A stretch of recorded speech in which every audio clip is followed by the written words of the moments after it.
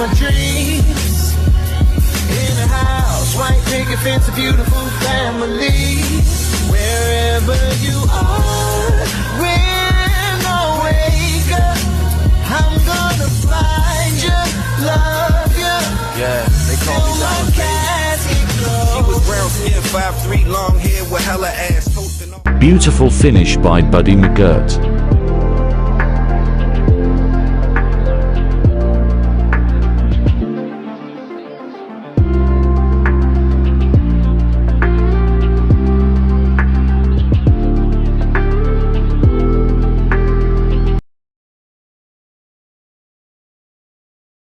Evidently, he thinks he can get a knockout, but it's not going to happen in that fashion. Doesn't seem likely. We'll see if Purnell listens to him or chooses to do something else. For the moment, he's not backing up. Let go that head. Leave the head alone.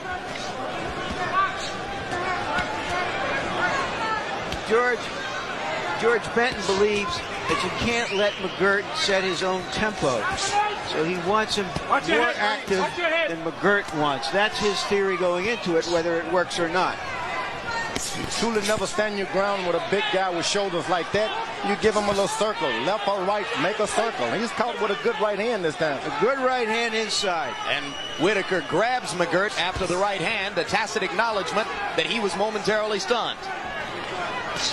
You don't have a ground. You got a whole ring out there. Control it. Who needs to stand some ground? By standing his ground, Purnell presents a target to Mcgirt, which just isn't there when he backs away from him.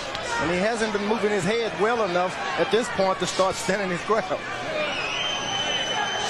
Indeed, he seems to move his head more, George, when he's going backwards. That's right, and he does. He's so effective when he goes backwards.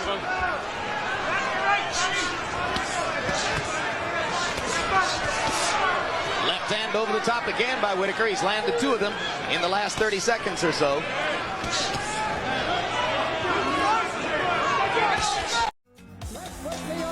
Ladies and gentlemen, here's James Buddy Mcgirt.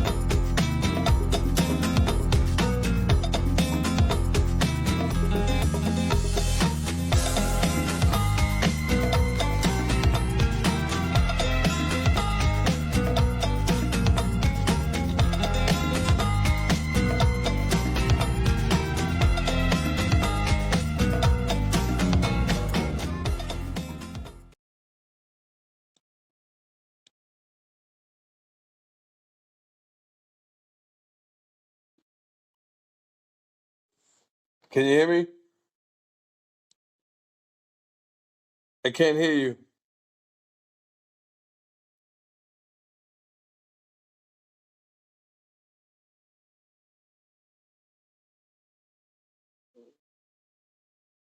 I can't hear you.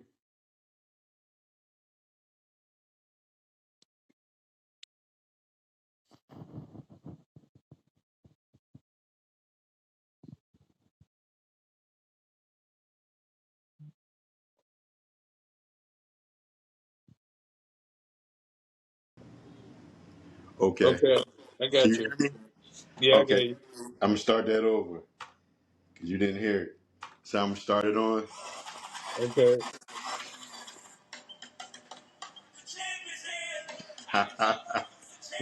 You hear it? Yeah, I got you.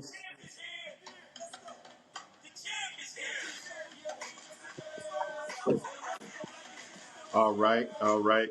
We here with the Path for Brotherly Love podcast with Sean Purnell and Randy Purnell, and I have my special guest James Buddy McGirt. He's a two-time world champion, three-time world champion. I know it was 2 times. junior welterweight, Yeah, 2 times. and Hall of Famer. Okay, okay. Um, I got Brentwood, New York. That's where you were born, right? Yes, sir. January 17th. January 17th. That was the day the champ was born. Um, I admired your fighting skills for a long time. I started boxing in, what was it, 84 amateur. 84. I had like, I think it was 86 and 11 when I finished as an amateur. And I seen you coming along, and I liked it. Purnell's fight game, but I liked your heart because you fought like a tiger. Like let's bring Thank it. You you. didn't care. You came for it, no matter what. And Thank you. I always that first fight with you and Purnell. I thought you won that fight. You was Thank the you. champ, Thank you. and so did George Foreman, because Yeah, he was George Foreman. commentating that night, Yeah. and he was like, Uh-huh. "No, that's his belt. He's the champ." And it was a good fight. It was a good Thank fight. It you. was a give and take. It ain't nobody didn't take your title, unless it was the judges. But the fighter ain't take your title. Um, how you want to start off? Yeah, however you want, man. You the boss. Yeah. What made you get into boxing? Oh wow. It's funny. I as a kid growing up, I just I don't know, I just had this thing that I wanted to do something with my life different than everybody else.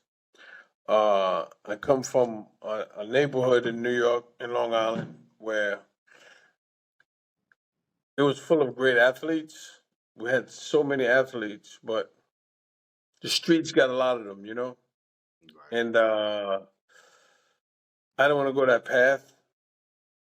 You know what I mean? I just said, nah, I can't. I can't go that path. And I must say that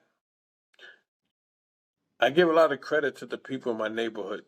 A lot of the old heads in the neighborhood that hung out on the block that saw something in me. So when I would be hanging out in certain areas in the neighborhood, they would say, "Yo, Mcgirt, what are you doing here?" You know what I mean? And you're a kid. That I was 13, 14, 15. I want to be cool. I want to hang out on the block like everybody else. And the old heads would be like, "Yo, Mcgirt, get your ass out of here and go home." That's right. That's right. They like Uh huh. you don't. They're like you don't belong here. Right. And Right. everyone knew my dad and my brother. And I would listen to the old heads. They said, "Mcgirt, this ain't for you." I mean, even I never forget one day I was in Amityville, and Mm-hmm. it was a DJ named DJ Pleasure, and he was DJing in Amityville, and I was in Amityville. I was 15. I'm chilling, my homeboys, we in Amityville, we trying to get our freak on, man, and I saw like a couple of the old heads from the neighborhood, and they said, "Yo, McGirt." Right. Right. Right.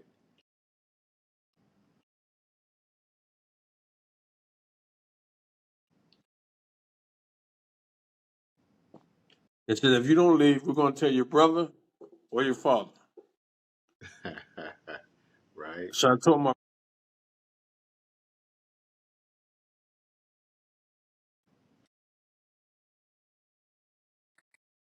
That's right. my friends are like, "Well, shit, you're gonna have to jog home because we ain't leaving."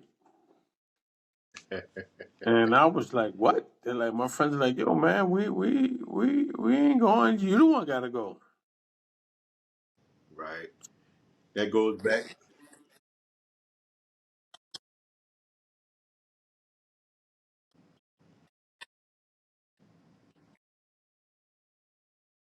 I caught the train to Brentwood, and then when I got to Brentwood, I mean, I went home.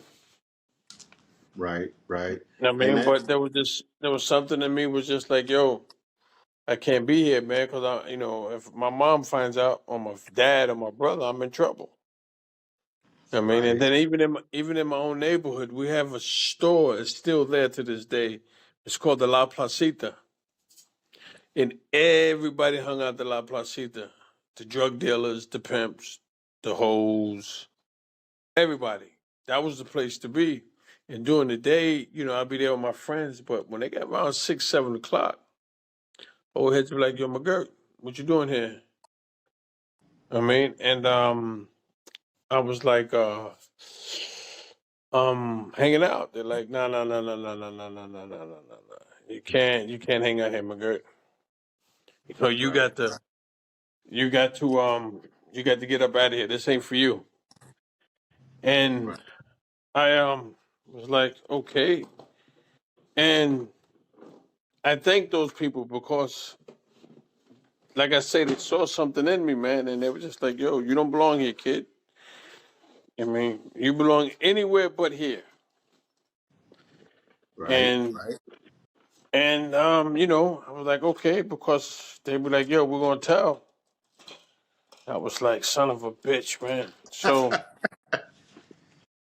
it was just one of those things, man. And like to this day, a lot of them are gone now. A Right. lot of them are not here with us. But I thank them, man, because they looked out for a youngster. That's right. They could have just been like, yo, he's gonna be like everybody else. We're just gonna let him just, do him. But they saw something in me, man, and I was just like, I used to get mad and I go home, but 2 or 3 days later, I think about it. I was like, yo, these guys saved me, man. They saved me from the streets. You know what I mean? I Right. thank them. You know what I mean? A lot of them, like I said, a lot of them are gone, but I mean, a lot of them are gone, but it was just something that is always stuck in my head growing up. I used to be like, damn, just think if this person didn't run me off the block, what would I be doing? Right. You know Right. what I mean? And I thank them for it. And that's that. You know, what I mean, that's just those are just my memories. And this you just don't forget those things. Well, I don't anyway. Right. Right. You know what I Right. mean, and then like I say, I just wanted to do something with my life. My mom worked, and she was a single parent. She had 6 of us, 5 boys, 1 girl, and I wanted a better life for her. That's right.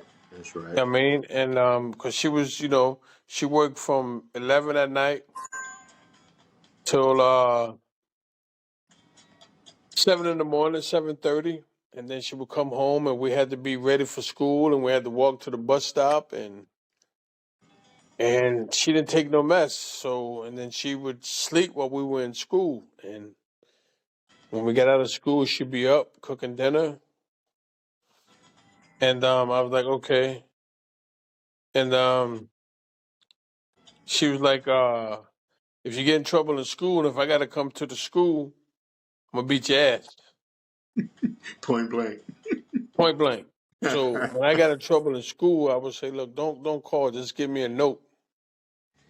And they like, "No, we're calling your mother." And then when they were calling, she'd be sleeping. She'd say, "I'll be to the school in about 15 minutes." I'd be like, sending myself, "I'm gonna get my ass whooped."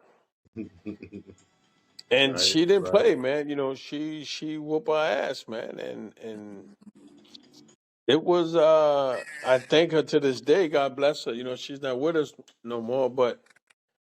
I mean, I should tell the school teacher, man, or the principal, like, man, don't call her, man, please. Don't do that. Right. You know what I mean? But Right. she didn't take no mess, and she stressed good grades. Like my Right. mom was like, if your grades ain't good, you can't play sports. Right. No questions asked. And I had to Right. keep good grades in school. And like I never forget, back in the '70s, they had a thing called Black Solidarity Day or something, where all the blacks would cut school. I'd be like, shit, not me. Not you. Right. Mom wasn't My having my it. friends were like, yo, boy, that's yo, man, you gotta understand, bro. I can't deal with this ass whooping I'm gonna get. Right, You know what I right. mean? But at the end of the day, I really, as a kid, I really wanted a better life for my mother. To be honest, man, she had us, and then we had a stepfather who wasn't the nicest guy in the world to my mom when he drank, Right. and I saw a lot of domestic violence as a kid,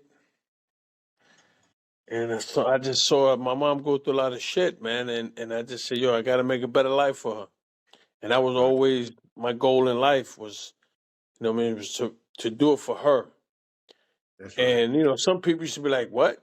I said, "Yo, man, so you gotta understand, man. You see your mom. Like for one instance, my mom, my brother Mike had a field trip. I was about 8, 9 years old, and we was in the supermarket, and my mother bought groceries, and she bought herself some bra and panties, and she bought stuff for my brother to go on the field trip, and when they rang it up, she didn't have enough money. And they said, well, you don't have enough. So she put back her bra and panties so my brother can have his shit to go on the field trip. And she went home and she washed out her bra and panties and hung them up in the bathroom so she can go to work, wear to work. And that night when I saw her bra and panties in the bathroom hanging up, I was like, whoa, man, this is not supposed to be like this. Right. When I go to my friend's house, I don't see their mother's bra and panties hanging up. So I had never forgotten that. I never forgot that. So when I won my first world title, I went to J.C. Penney's and I spent like 2 grand on bras and panties for my mom. And I came home, she was asleep, of course, her regular routine from work, and I threw the bra and panties in the bed with her. And she woke up. She goes, "Boy, what the hell you doing?" I said, "Open the bag," and she saw the bra and panties. She goes, "What the hell you want me to do with all this shit?" I said, "Mom," and I told her the story. Right. And she couldn't believe. She was like, "You remember that?" I said, "Ma, I never forget that as long as day I live." You Right. know what I mean? Right. Just so we can have you put your shit back that you needed. Right. And you went home and you washed out your bra and panties and hung them up. And then you ironed them dry. I remember the shit like it was yesterday, man. And that just always stuck in my mind. She always, like she had gotten a new car once and my brother wrecked it. And I hate to say this, but it was like nothing. He didn't like fucking say, okay, mom, I'm going to help you get another car. I'm saying? Right. So she was driving hoopties. So every night I used to pray, like, I hope my mom makes it to work safe. And she only worked like a mile and a half, 2 miles from us. You know what I Right. mean? But it's like, that's your mom and she's going to work 11 o'clock at night and it's winter, it's cold. But, God was with her and she made it. But it's like, yo, my mom shouldn't have to live like this, man. So That's when right. so when I started boxing and I'm like, yo, I'm doing this because I'm gonna make a better life for my mother and myself. But my main concern was her. I That's mean, right. I wanted, I wanted my mom to be proud of me That's right. because my older brothers, they were good athletes. They were this, they were that. But realistically, just to keep it keep it honest with you, they were for themselves, man. Right. I mean, as long as they can get from mom, they were okay. And growing up, I was like, nah, it shouldn't be like that, man. It shouldn't. You know what I mean? And then after watching her go through the physical abuse from my stepfather, you know what I mean, made it made it worse to me. I Right. mean, to me, it made it worse. You know what I mean? Because for like, I want to say for like, from the age of, I want to say 8 to 13, I seen my mom go through a lot of shit with my stepfather. Right. I mean, it was to the point that I, he used to take when my mother gave my brother her car. She didn't have a car, so my stepfather had to take her to work every night. But I had to get up every night at 11 o'clock to ride with her to work while he took her, just to make sure he don't beat her up. I went through that for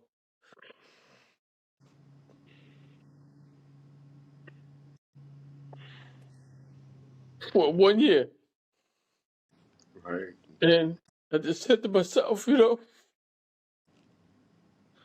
my mom shouldn't have to live like this, man. She shouldn't. That's right. So it just gave me that extra incentive. And when people ask me, when I was champ, what was my greatest feeling of being a champ? My greatest feeling was watching my mother enjoy my success. That's right. That's right. So I just felt like, hey, she deserves everything. So that's how I always looked at it. I just always, whatever she wanted, I just, I remember her friends were all going on a trip, and she had a choice, her kids or the trip. She picked her kids. So that always stuck in my head. So when I started making money, I give her money. I said, "Ma, look, go on a cruise." And she's like, "What?" I said, "Ma, go." I said, "You deserve it. Take whoever you want." I mean, and I used to buy her a car every 2 years. I buy my mother a new car.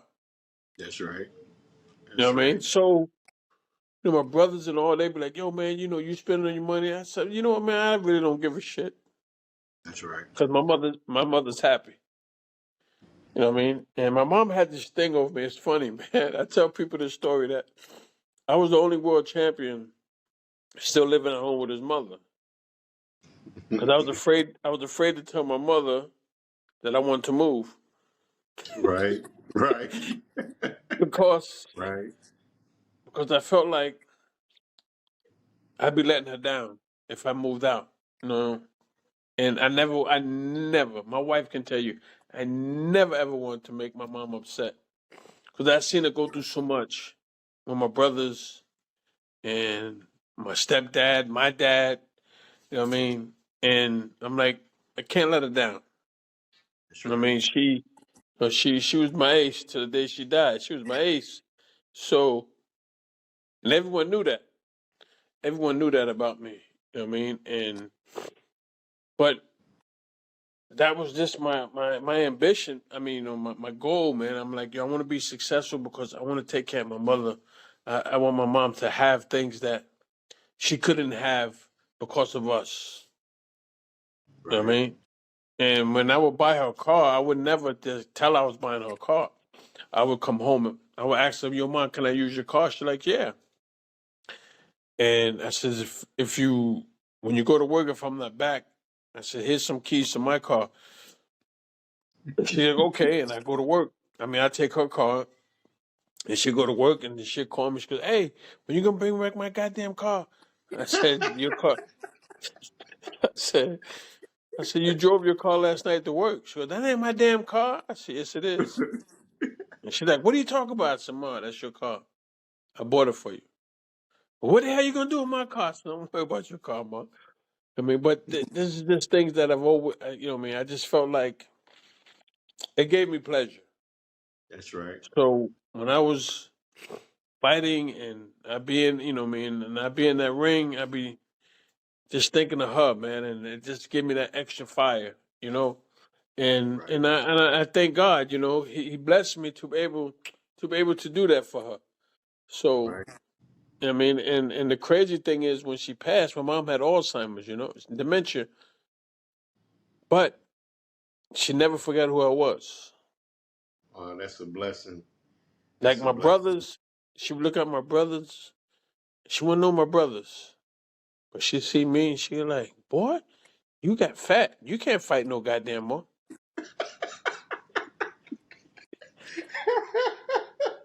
Your And then if moms she, know when you gain weight.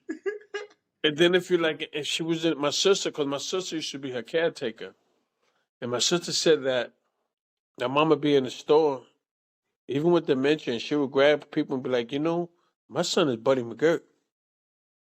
Like she would just like always tell people who I was. So to the day she died, my sister like, yo, mom always just never forgot you. Had a everybody else, she never forgot me. Right. And I call That's the a house, I'm blessing. like, Mom. And she used to call me JW. She's like, JW, what the hell you want, boy? And I had to call her, bust her chops. But, she just just to answer the question, she was my incentive, man. She was my incentive. And I just, my brothers be like, yo, why'd you fight so hard? And I be like, yo, I think about those days, my mom getting in her car, I'd be fucking feet of snow outside. And we had to jump start her car and just hope she gets to work safe. But, I'm not saying my other brothers didn't love my mom, but the motherfuckers were selfish, just to keep it real. I'm just gonna be honest, you know what I mean? They were Right. selfish, man. It was like, my thing is, how can you be fucking sleeping, knowing your mother's getting a ride from a man that might beat her up on the way to work? Like how do you have in your mind, how can you sleep like that? That's right. That's right. I mean, That's so, right. that was just it, man. And as I got older, I became more of a protector. You know Right. what I mean? But she always looked out for me. So she always looked out for all of us. But me and my mom just had like a certain bond that was different. Like I could talk to my mom about anything. You know what I mean? And I never forget when I was my girlfriend got pregnant with my son. She's like, "Yo, we got to tell your mother." I'm like, "I ain't telling my mother shit." I'm like, "You can tell her." I said, "I said." Wow. I Right. said, I ain't telling her. And she like, what? I said, I'm not telling my mother you pregnant. You crazy? She like, what? Right. I'm like, I said, I'm not telling her. I am not telling her. She will find out when she see you getting heavy. I ain't saying Yeah. shit. Right. Because I was scared. I was scared. And my brothers be like, yo, you need to tell her. I'm like, yo, fuck that. I ain't telling mommy shit. Y'all can tell. That's I ain't right. telling her nothing. But, that's just the bond we had, man. So, and then, as I got older, when I first started boxing, she was a little nervous. And then when I got like 15, she bought me my first pair of boxing gloves though. Okay. On Okay. my 12th birthday, when I started boxing on my 12th birthday, and she bought me a pair of boxing gloves for my birthday. That's You awesome. know what I mean? That- And the rest is history. You know what? So when did you knew that boxing was going to be it for you? Like when did you know that you just had it? Um, I started boxing on my birthday, January 17th. That was the first day I put on boxing gloves. And the very next day, I wanted to be a trainer, Wow. At but 12.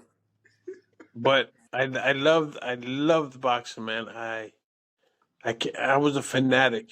I'm not gonna lie to you, man. I used to every weekend. You knew where to catch me at home Right. in front of the TV. Because back in the '70s, we had NBC Sports World, CBS Sports Spectacular, and Wide World of Sports. ESPN wasn't even around, and there Right. was always fights on, man. And I would always, you know where to catch me. I'd be in front of that TV set watching the fights, and I tell people this story that I used to read boxing books every day. Right. And I used to go to the Brentwood Library in my neighborhood and take out books, and read them about boxing, about fighters. And there was this one book, it was called The Heavyweight Champions.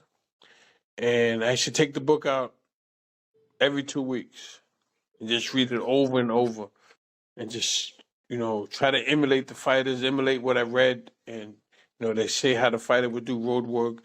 I would just always do that, and then one day, I took a couple of pictures out of the book. I ripped them out and I hung the pictures up on my wall. I returned the book, and I did this like 2 or 3 times. Then the fourth time I went, the book wasn't on the shelf, So I'm like, shit, somebody got the book. So as I'm walking out the library, the librarian said, "Excuse me, are you looking for this book?"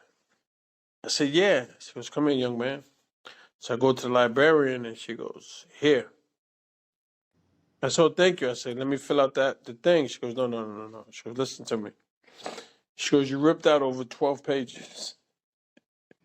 She said, "So." She said, "So I'm giving you the book." Okay. And she Okay. goes, "And I'm wishing you the best in your career." And I was a kid, man. I was in seventh grade. I was 13 years old. And Oh I was man. like, "What?" She goes, "Take the book. Don't worry about it." She goes, "And good luck to you. I hope you're successful." And so I went home and I started ripping pages out, hanging up on my wall. And then about a week later, my mom saw the pictures. My mother said, "What the fuck you do, boy? You stole a goddamn book." I said, "No, ma, I didn't steal the book. The librarian gave it to me." Mhm. She goes, "Get in the car. I'm going to take it on there." I said, "Let's go." So when I said, "Let's go," then she knew I wasn't lying. And Right. then, I just had this, yo, man, I could tell you shit, man, that it just, you'll be like, yo, this kid was a psycho, man. I used to walk like a half a mile to this drugstore. It's called the Brentwood Pharmacy, and read the boxing magazines and put them back. So I Right. knew the schedule. They used to come every 2 weeks. And then one day the man said to me, he goes, "Listen, young man," he goes, "why do you come in here and read the books and put them back up?" I said, "Because I can't afford them." Right. He goes, "I tell you what." He goes, "The books come every 2 weeks. So come when the next batch comes in, I'll give you the old ones to take home." That's what's up. You know what I mean? And no, man, it was an Indian dude. It was an old Indian dude in the store, man. And 'cause my mom used to be like, "How the fuck you getting these magazines, boy?" I said, "Ma, the man, I'm not stealing them. The man's giving them to me." So it was just then that that's what I lived, man. That was my life, man. I used to watch fights on TV, and I go downstairs in my basement and emulate the fights. Right. I mean, I had about 100 fights in the basement, and I won them all. I got knocked down about 8, 9 times, Right. but I won them. But I just had a hell of an imagination, man. And Right. I, I, I used to stuff clothes in a pillowcase, hang them up in the basement, and make a punching bag, or put them in the backyard in the summertime and hang out. And my mom just used to just look at me and shake her head, and she's like, "Boy, I don't know what to say about you, but that was me with boxing, man. Boxing has just always been my life, man. It was something I believed I was born to do, That's you right. know, and just like my experiences as a kid, through the amateurs, I didn't have a great amateur career, but I learned a lot. That's right. Yeah, man, I learned a lot, and it was, I thank God every day, man. I thank God every day, because I don't know what I'd be doing if I wasn't boxing. I always wanted to be a truck driver. I'd probably be a truck driver. I mean, but Right. boxing that day that I put those gloves on, that was it, man. Right. Right. I know what you're talking about because when I started, uh, back then you needed parental a signature saying that you could do it. I'm from Philly, so in Philly they'd send you a slip to take home to your parent, and they had to fill it out because I started when I was 13, and at first my mom wouldn't let me, and so I used to with my friend, his name Gerald Irvin. He was like a knockout artist. This bull, he had a fight one time in the Golden Gloves. He hit the bull with a two piece, one to the body, one, and then an uppercut to the chin. He was out. He the only one jumping around. Everybody else in the whole arena was like looking quiet, like you don't know he died. I mean, he hit him with a Right. nice two piece, but we used to just he used to bring the gloves from the gym and we used to box everybody on the corner. And then finally my mom said, okay, this is what we're gonna do. We're gonna go to your pastor. And if he says it's okay, I'll let you do it. He said it's okay to keep me out of trouble and give me something to do, an outlet, a good outlet. But it's like that's all I wanted to do. I wanted to train. I wanted to train.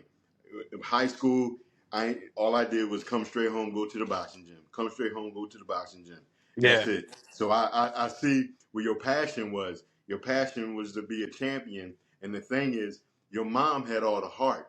She had heart and she had love. And the thing is, God blessed you with a talent. God blessed you with a talent. Like you said, your brothers, they had athletic ability, but you the one that was blessed with talent, with super talent. You know, because what you did wasn't regular. You probably in the top 10 in the world. You was that good. And your mom, I Thank you. know she was proud of you. You know, Oh, I know listen, she let me was tell you, proud of man. you. My mom, I got to a point where she just got so protective. I should be like, I'm grown now. You know what I mean, and, nah, she called me JW. You know what I mean? Cause my middle name, my first name, my middle name. But she, no, JW, nah, JW, nah. I'd be like, Mom, I'm fine, Mom, fine. You know, and she just always, she always, just, she looked out for all of us. You know what I mean? But I just had that passion, man. I just like no matter where I go. I mean, if we go to my cousin's house or somewhere, I had to find the TV and I had to watch the fights. And one day, I can honestly say, night she watched the fight with me. It was Matthew Saad Muhammad versus Marvin Johnson, and she sat and Okay. watched that fight with me. It was the second fight for the world title, and she looked at me and she goes, "Boy, you sure you really want to do this?" I said, "Yeah, Ma." She said, "All right." She just shook her head. She goes, "Okay." I mean, but here's the crazy thing, man. The first time I ever went to the movie theater in my life, my mom took us to the movie. I was 7, 8 years old. The movie we went to go see was The Great White Hope with James Earl Jones, Mm-hmm. I know a the movie. boxing movie. Mm-hmm. I cried because Jack Johnson lost. I cried like a motherfucker, man. I took it personal. Right. But, I just, I mean, my mom just knew. I guess she just knew this passion I had, man. And when I turned pro, I was in high school.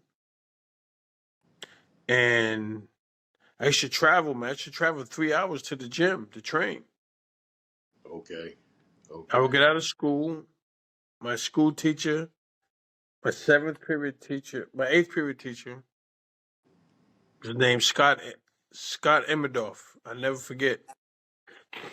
And he used to say, James, you can leave class early so I can catch the train. I used to catch the train from Brentwood, Long Island to Penn Station.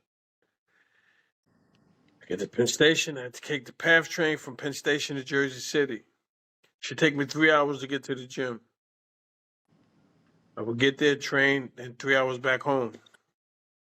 Do my homework, go to bed, get up 5 in the morning, do my road work, then go to Mm-hmm. school at 7:30. Out of school, I should catch a 12:27 train to Jersey. I mean, but to Penn Station, it should take me 3 hours to get to the gym. And if it was a snowstorm or the weather was bad, it'd take me 4 hours sometimes. But I did that for 6 years. And I had a kid, and there would be days I had to take my son with me, shitty Pampers and all. Okay. If I'd have a Okay. babysitter, because I was a single parent, me and his mom had split up. Right. And shitty Pampers and all. There's some days my mother said, leave him, I'll watch him. Go on. She said, but bring your ass home when you get out that gym. Mm-hmm. I'm like, Mom, coming straight home. And so, it was a lot of sacrificing, man. A lot. Like I look at guys today, some of these guys don't even want to travel an hour to the gym by car. I'm like, motherfucker, I should take the train 3 hours. That's right. That's And right. that's if they ran on time. That's right. I mean, That's then when right. I got to Jersey City, I had to walk a half a mile to the gym. I That's had to right. get to Journal Square. I went from Journal Square to Bafano's gym. And I did that, man, for 6 years until I started making enough money to stay in a hotel. Okay. So when I see these guys today, I'm like, yo, you guys got no clue, man, how this shit is, man. Right. You don't know how this works. But, I mean, it is what it is, man. I mean, I have no complaints, man. None whatsoever. So, what would you say was your big break? My big break I fought a guy named Ricky Young in New York on the Mike Tyson Mitch Green undercard. Okay. I remember that fight. And I stopped him in the 10th round. And that's when Murad Muhammad was like, Murad Muhammad used to promote me early in my career. I never had no contract on, but he was friends with my manager. But Murad Muhammad got my first big TV fight. Okay. You Okay. know what I'm saying? And I love Murad, and I think Murad was good to me, man. Even though he wasn't my promoter, Murad was really good to me. He put me on some shows early in my career. Murad was good to me, man. Yeah, he's a good dude. My Yeah. friend I was telling you about, Gerald Irvin, he started promoting him when he turned pro. And he turned pro like 92-ish, somewhere in that area. And Murad Muhammad saw him and gave him a break. So I know what you're talking about. He good people. So, Murad. To this day, I love Murad, man. Murad was good to me.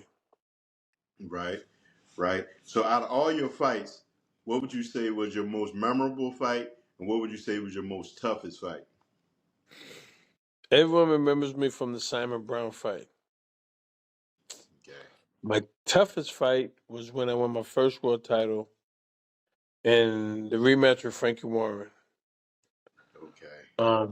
That fight, mentally, I had to go to a level mentally that it took me 3 days to come down. Okay. Physically, he took me there to the point where I had to go there mentally in order to win that fight. Okay. Frankie Warren. Yeah, the second Okay. fight, yeah. Okay. Okay. So, what would you say was your a fight that you wish you never had? Fight I wish I never had or never had Yeah, taken. never have taken. Uh, the second fight with Pernell, Okay. and I say that because um, the fight before that, I fought a kid named Pat Coleman, and I won.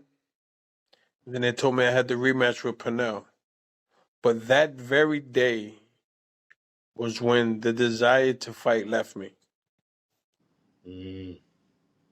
When Mm. after I won the fight, I was in the dressing room, me and my wife, and my manager said, "You get the rematch with Pernell." I started crying. And my wife was like, "What's wrong?" I was like, "I don't want to fight no more." She's like, "What?" I said, I did what they said I couldn't do. I came back from a surgery that they said would end my career. I said, so I came back and I did it. I did what they said I couldn't do. So, but right now, the desire to fight is gone. So my wife said, well, then don't fight. I said, okay. And I went home, and then about 2 weeks later, I got a letter from the IRS saying, yo, Mr. Mcgirt, you owe us.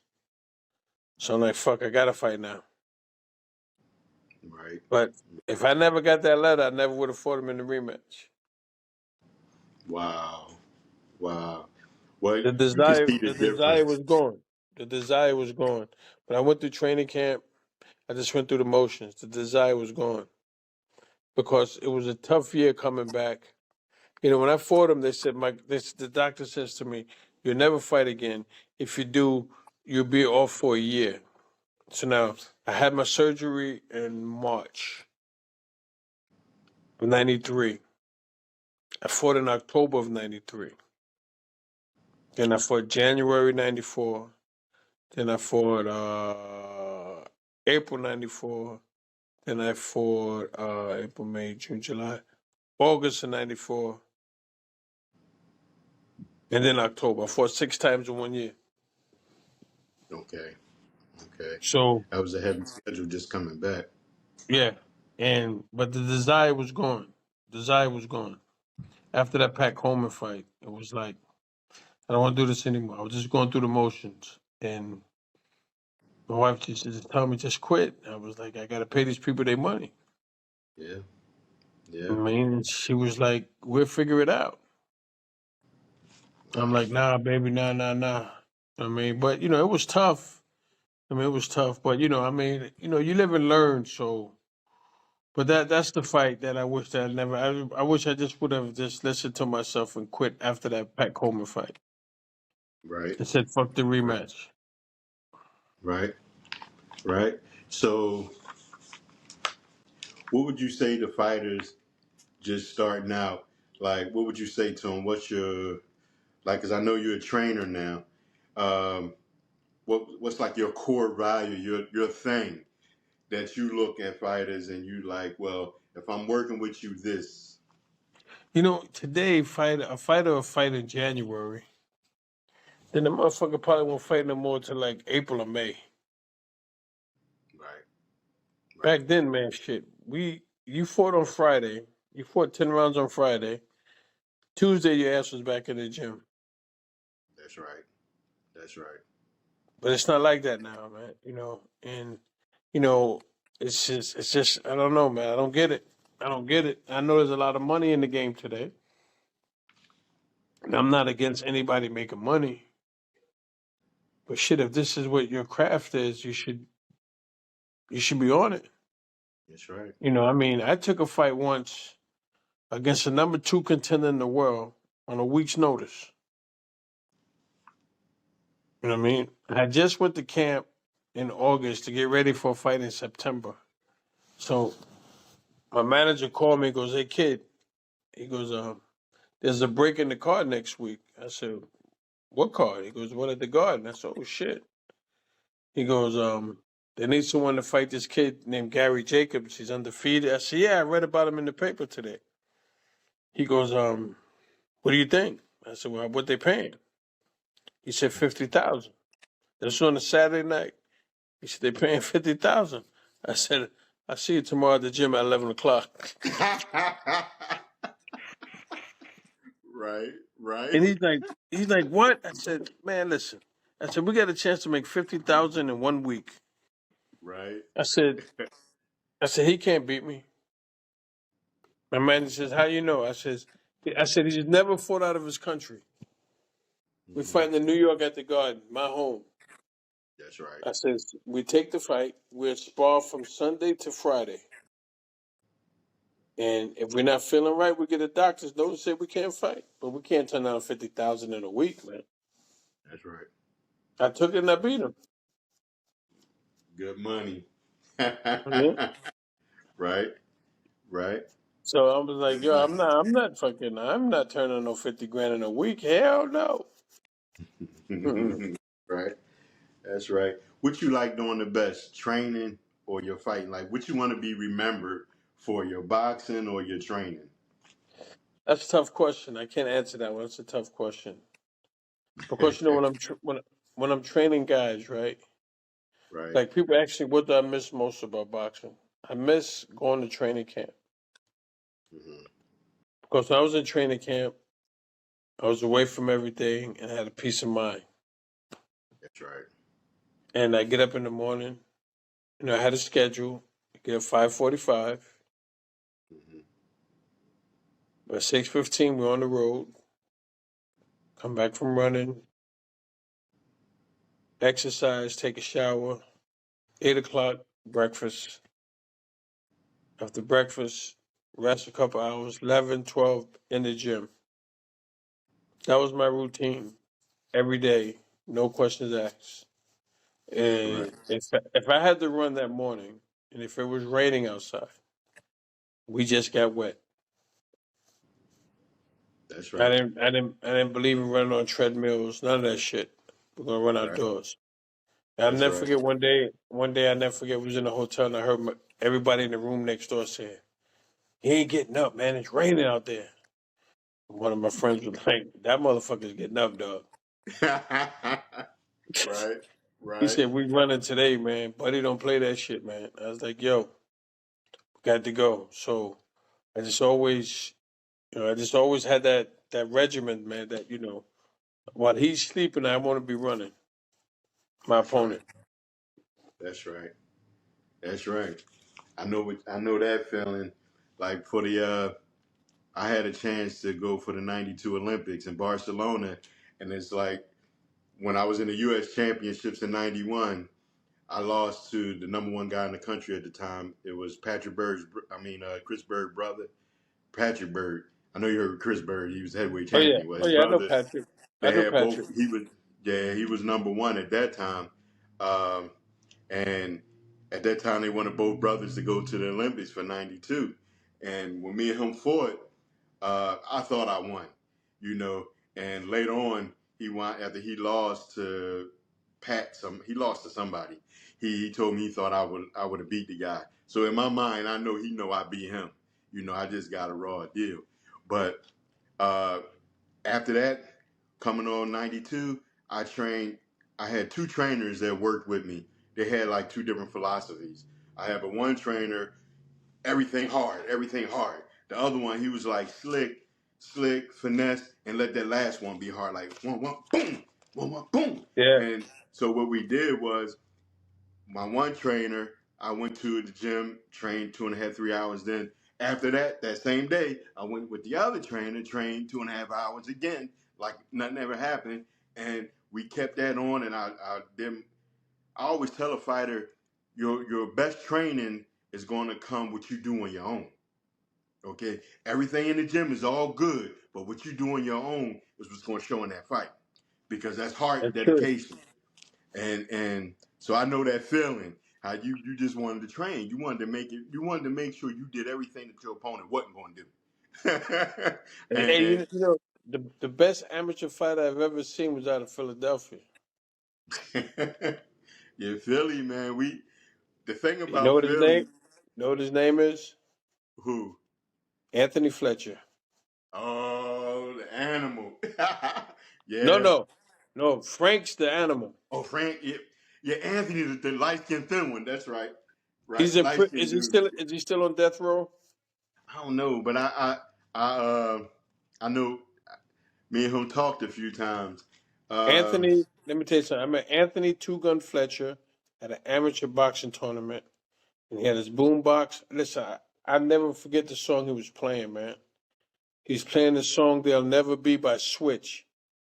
This is in okay. 1979, brother. I never forget it. He had a boombox. He was wearing Timbs. I said, "That's a cool motherfucker right there." Right. And this Right. motherfucker knocked out everybody. Yeah. I was. Yeah. He switched southpaw. He switched right. I said, "This motherfucker's bad." But then when he turned pro, it didn't pan out. But I heard that he was in the streets at that time. Hmm. But when he was the amateur man, he's the best I've ever seen, man. He's the Yeah. best amateur I've ever seen, man. The street gets you, man. Yeah. And Philly, New York the same way, but like Philly, I've seen it a lot. You know, um, we had a guy, Marty. This boy, he fought, I believe, 106, but he punched like he like a middleweight. I mean, he won the Olympic festival. He was like really, really good, but the streets got to him. You know, Yeah, I man. know you heard of Danny Davis, right? Because Oh he yeah. trained her now. But he was trained and working with Bernard Hopkins. He in the Oh yeah. corner with Jake Paul. Well, he in the same gym with me. Hollow, we had nothing but champions. Out of the 12 weight classes, we had like 10.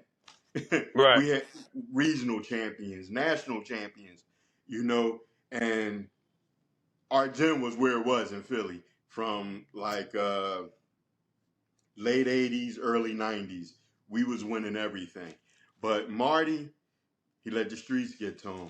You know, I'm Yeah. glad Danny he come up on a different way with the training people, and because Danny was good too. He was another little guy that was good. You know, but yeah, who would you say right now today is the best fighter? Canelo and Crawford. Okay, okay, okay. Why you say that? They both. They got it. They both got it, man. I'm saying they both can fight, man. Okay, Both of them, and they fight any and everybody. right. Would you say that when you look at fighting back in the day and fighting now, do you think the games got better, worse, or it's the same? I think that these fighters today are babies like a motherfucker, man. Okay. Listen, man. Back in the day, man. Back in the day, if you was offered a fight and you said no, they just hang up the phone and call somebody else. There was no negotiating. Right. You Right. don't want the fight? Well, let me think about it. Okay, you think about it. We're gonna call Joe Blow, and your ass will be out of a fight. Right. I Right. mean, so and they didn't have all the fucking hydration clauses, all that bullshit, man. Come on, man. It's like if you go up, this is how I see it. Back in the day, if you went up in weight, that was the challenge. You're going up Hmm. in weight. So how you gonna go up in weight, then tell a motherfucker, yo, you can't put on more than 10 pounds? What that takes the fun out of it. Right. Right. I mean, the whole fun of it is you went up in weight. You know, listen, this is what I tell people. I says Roberto Duran was lightweight champion. And he went up and fought Ray Leonard at 147. Then he went up and fought Davey Moore at 154. Then he fought Iran Barkley at 160. Marvin Hagler. No hydration clauses. He had none of that shit. That's right. Duran said, whatever you weigh, you weigh. Sugar Ray Leonard, when he moved up, he didn't have no hydration clauses. I'm saying? Right. And Duran went 15 rounds with Marvin Hagler. Right. Now Right. these guys, oh, well, you know, I'm going to fight you for the middleweight title, but you got to come in at 158 and you can't weigh no more than 170 by fight night. Get the fuck out of here, man. The old man, I'm a 12-time world champion. How's that possible, dog? Right. Right. So to me, it's just like these guys, man, they just, I mean, I'm not, like I said, I'm not mad at nobody making money, man, but the way these guys are doing it, man, it's like, to me, it's just, I know all the old champions are turning over in their graves, man. Right. I'm saying, guy, Right. like, yeah, I'm gonna move up, I'm gonna fight you at this weight, okay, but you can't put on no more than 10 pounds, brother. You just took all the fun out of the fight. Right. I mean, where's Yeah. the Hey, wait. anticipation? Yeah, you know, like when Ray Leonard moved up, everyone like, oh shit, he's fighting Marvin Hagler. He didn't tell Marvin Hagler, you can't weigh more than 165. He just said, Right. bring it. I mean, so did Durant. So it's like, yo, man, I mean, it's not this. It's just not the same, man. It's not the Right. same, you know. And then today, everybody's worried about being undefeated. It's like, come on, man. Excuse me. You fight the best, you lose, you come back. That's what makes it more fun. But everybody, no, I gotta, can't, gotta keep my record. You know, nobody wants to lose, no. But at least being a 50-50 fight. That's right. Like, tell me one fight that Mayweather took that it was a 50-50 fight. I rest my case. Name one. I don't like to use the word great, but name one great fighter he fought and beat that wasn't past his prime. Thank you. He fought Cotto past his prime. Pacquiao past his prime. De La Hoya past his prime. And only won by a point. I'm saying, what other guy out there that they What said was about great that he Canelo? fought? What you think But about him? Canelo What you was think young. about Canelo? Canelo was 23 years. Canelo was a baby. He Right. wasn't, you know, Canelo was shell shocked for 10 rounds. You know what I'm saying? So, Right. but, you know, he's like, oh, he beat all these great fighters. Okay, but name one fighter that you guys call great that wasn't past his prime?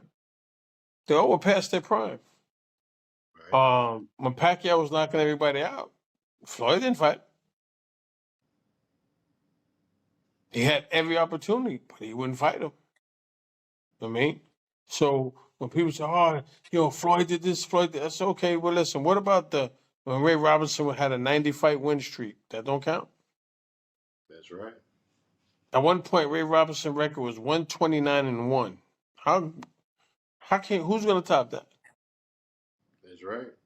I mean, I'm not saying Floyd's not good. Now, I'm not saying Floyd's not good. I mean, I'm not taking nothing from him. But to say he's the greatest of all times, no way, no how. Like he's in a beef with Roy Jones now. Yeah, I've heard that. I But you know heard what? that. But see, people, well, not people, Floyd didn't really listen to Roy's answer. They asked Roy, what do you think of Floyd? And Roy said, listen to me. If you disrespect Muhammad Ali, you ain't nothing in my book. I'm saying? So, what realistically, you got to honestly say is that, like, you can have guys that might be 20 times greater than Ali, but they're not going to top Ali because Ali was Ali, man. That's right. Yeah, he was more than just a champion. He was And more. You Ali, know. and that's what I don't think Floyd gets it because Floyd's been posting on Instagram Roy Jones getting knocked out, and it's like, yo, dog, you taking this out of context, man. The man said Floyd's response to the reporter was, if you disrespect Muhammad Ali, I got nothing to say about you. Right. Which realistically makes a whole lot of sense. It does. You know what I'm saying? Because if it wasn't for Ali, realistically, the money they making now, they wouldn't be making that shit. Exactly. He exactly. You know, Ali opened the doors for all of us, And I tell these guys, I said to them, people say, oh, buddy, who you think Ali's the greatest fighter ever lived? I'm like, no, I like Ray Robinson. I said, Ali's in the class by himself. That's right. Because of the shit that he's done for the sport. That's I mean, right. the people really don't, like Floyd did the interview, he goes, yeah. He goes, didn't Ali lose to a guy named Leon Spinks who only had 7 pro fights? Yeah, but Ali was 40 years old. Right. But he came back in the rematch, sold out the fucking Superdome in New Orleans, and won easy. That's right. You know what I'm saying? But I said, but you know what he brought to the sport. I mean, I tell these young guys, you guys don't get it, man. You guys don't really understand what Ali brought to the sport, man. I says, let me ask you guys a question. If you had a fight for $12 million on the line, and they says, okay, sir, but you got to go to war, and your religious belief said you can't go to war, what are you going to do? Are you going to pay another $12 million and go to jail? Or are you going to get the $12 million and go to war? Oh, buddy, man, that's $12 million. I said, that's my point. Ali said, fuck you. You're not telling me what to do. I'm not going nowhere. Right. You're going to take my license? Take my license. You want to take my money? Take my money. I'm standing my ground against the United States government. How many athletes do you know that would give up their career for a religious belief? None. Exactly. Exactly. Saying? And then in the meantime of doing that, now you start bringing millions of dollars into the fucking game. You know what I mean? Like the owner of the LA Lakers put up the money for the first Ali Frazier fight, Jerry Buss. He put up the money for that fight. Wow. You know what I'm saying? Yeah, man. So if you could get a guy like Jerry Buss, owns a basketball team, to come and say, "Yo, I'll put up the fucking $3 or $4 million for you guys to fight." Then when he fought in the Philippines in '75, Emil DeMarcos, him and Frazier made like $4 million apiece. Fucking 1975, $4 million. Right. You know what I'm saying? So only Ali can do that. That's right. You know what I'm saying? That's So, you right. know what I mean? So, you know, like Floyd is beefing with Roy, and it's like, yo, dog, you don't get it, man. Like you caught up in this materialistic bullshit. But, you know, I understand Roy Jones' point. Roy Jones like, yo, Ali opened the doors for us, man. That's And right. after Ali came Ray Leonard. Mm-hmm. You know what I'm saying? So if it wasn't for those two guys, how much money would you be fighting for today? Exactly. You I can't mean, but forget these to guys take don't. away. These people don't get it. And I try to tell these young guys today, this young generation, man. I said, let me tell you something, man. I've met a lot of famous people in my life. That's when I met Ali. I was like a little kid, Right. and the Right. guys are like, "What?" I said, "Yo, man, the man is he's just different, bro. He's that." I said, like you guys, like if you guys met Michael Jordan, how you would be? They said, "Yeah." I said, "Okay, triple that with Ali." Right. I mean, just the shit that he did in the game was unbelievable, man. And Roy right now is beefing on about fucking Roy and this. I mean Floyd. It's like Floyd, man, let the shit go, dog. I mean, the man just said, if you disrespect Muhammad Ali, I got no respect for you. So you're gonna put on all his the fights he lost on fucking Instagram. Come on, man, that's sucker shit. You know. Yeah. You know what I Yeah. mean, you gotta. You know what I mean, Roy stand up for the. You know, when they say Ali's the greatest, yeah, because Ali was just Ali, bro. Think about it, man. Like, who could do? What fighter could do the shit Ali did, man? Exactly. Nobody. You know what You I'm got to saying? give him his props. You know what I'm saying? You got to give it to him. He opened the doors for all of us, man. That's why some of these young guys, they're like, oh, buddy, Ali lost the fight. I'm like, okay, and what's your point? Right. I'm like, Right. what's your point? Floyd never lost. I said, you guys just don't get it, man. I Right. said, if there was no Al Heyman, there would be no undefeated Floyd Mayweather.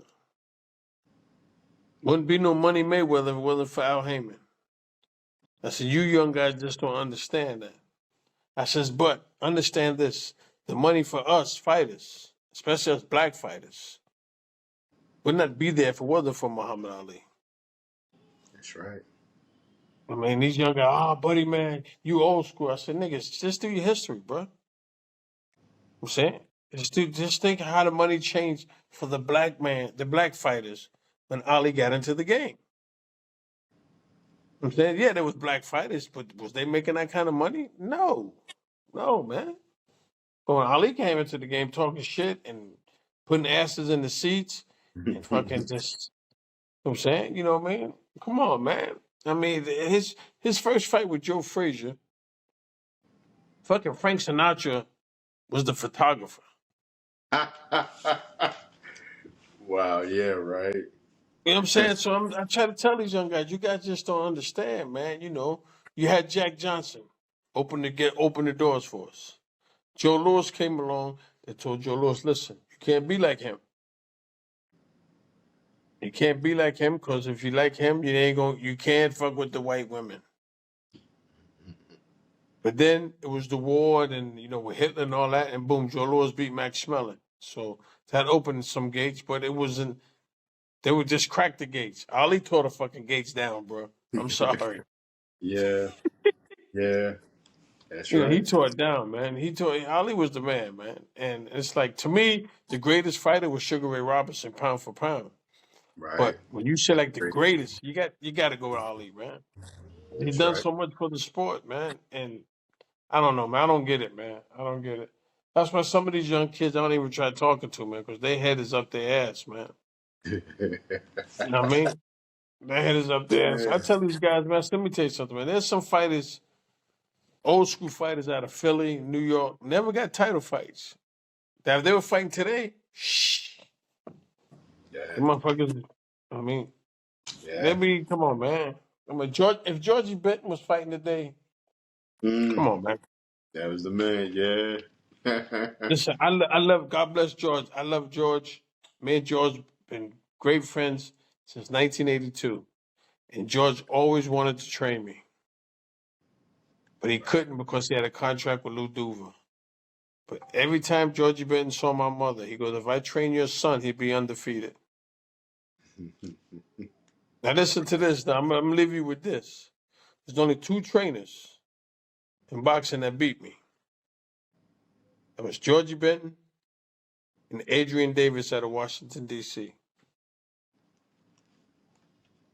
Okay. Both Okay. geniuses. Adrian Davis, Georgie Benton. When I was fighting, I never worried about my opponent. My first question was, who's training them? That's I mean, smart. and when I fought Pernell the first time at the Garden, at the press conference, I said Pernell, I'm not worried about you. I said, Lou Duva, I'm definitely not worried about you. I said, but Georgie, you're the one I'm going against. That's right. And Easy he started fight. laughing. He's like, yeah, motherfucker. Yeah, okay, motherfucker. Yeah, motherfucker. Me and Georgie were cool, man. I love Georgie, man. God bless him. Yeah. And everybody's like, you're not worried about Pernell? I'm like, I said, listen, I'm worried about that motherfucker right there with that hat on. Georgie That's Benton. right. That's right, George. Because Remember my grandpa was good. I got 6 losses, right? Right. Four were to Georgie Benton. He had my number, man. I mean, but I'm gonna get off this phone, man, because it's late here. I Okay. got to get up and take these guys All right. running in the morning. I got to take these guys running I, in 5 hours. I appreciate you, man. Hey, You in man, I appreciate you Portugal. as well. You're in Portugal, and you gave me time. I appreciate you. You're Hey, always a man. champ. I love you, man. Be All blessed. right. All right, be safe. And let me Thank know you. when this is going to be on, okay? Yeah, I'm gonna send you the whole thing when I finish with it. Okay, you got it, champ. All right, brother. Thank you, All right, sir. babe. All right, bye-bye.